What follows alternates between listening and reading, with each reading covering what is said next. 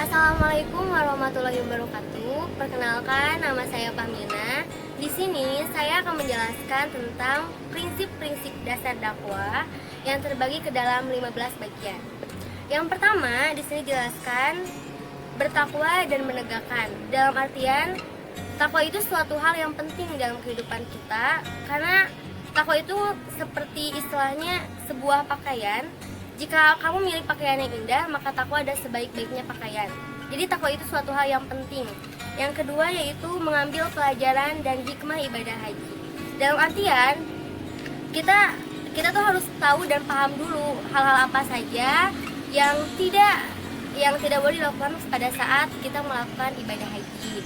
Yang ketiga yaitu memahami ayat-ayat Al-Quran, baik yang mahkamat maupun yang mutasyabihat.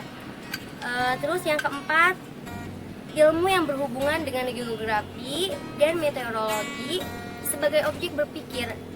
Dalam artian, ada ketika kita melihat tanda-tanda kebesaran Tuhan dalam antropologi, atau misal kita melihat bintang dan kita melihat bulan bintang, itu adalah suatu keajaiban bagi orang-orang yang berpikir, karena di dalamnya itu ada suatu hal yang bermanfaat sekali untuk kita kaji. Yang selanjutnya 5 yaitu bisa membenarkan antara hak, kebenaran, dan keburukan. Dalam artian kita harus membentengi diri kita agar selalu berada pada jalan yang istilahnya istiqomah dan tidak terjerumus kepada hal-hal yang buruk. Yang keenam, mengimani dan mengambil pelajaran dari kisah para nabi. Dalam artian kita sering kali mendengar tentang jangan sekali-kali melupakan sejarah, atau mungkin kita juga pernah mendengar dari sejarah kita belajar masa lalu untuk masa depan. Dalam hal ini membuktikan bahwa sejarah itu merupakan komponen penting dalam kehidupan, karena sebaik-baiknya kita bercermin itu kepada sejarah, karena dari sana kita bisa belajar untuk masa depan kita. Dan di sini dijelaskan juga ke-8, yang ke-7 memahami dan memperjuangkan kebenaran. Dalam sebuah perjuangan dalam kebenaran itu pasti ada hal-hal yang kita tidak sukai dan hal-hal yang pastinya membuat kita tuh merasa untuk maju atau tidak gitu. Karena pada saat itu kita akan selalu dikaitkan dengan pilihan-pilihan dan kita akan selalu berusaha untuk melawan hawa nafsu kita. Yang ke-8, meyakini keesaan Allah. Kita harus tahu bahwa kita juga pasti tahu Allah itu Maha Esa dan tiada ilah yang dapat disembah selain Tuhan kita. Yang ke-8,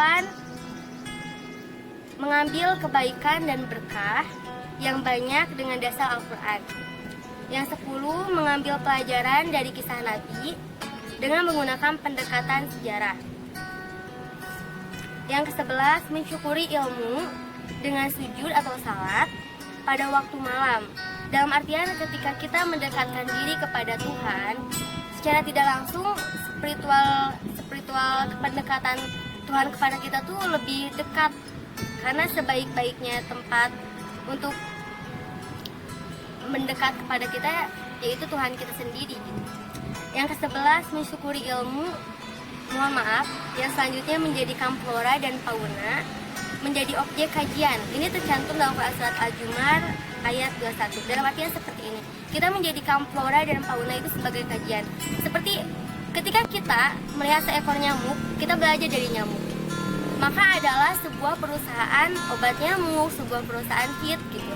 Itu tuh dalam artian itu tuh si datangnya hewan-hewan itu memberikan suatu kebermanfaatan besar, menghasilkan suatu karya indah bagi kehidupan. Dan ada juga selanjutnya adalah mengambil pelajaran dari kitab-kitab yang terdahulu.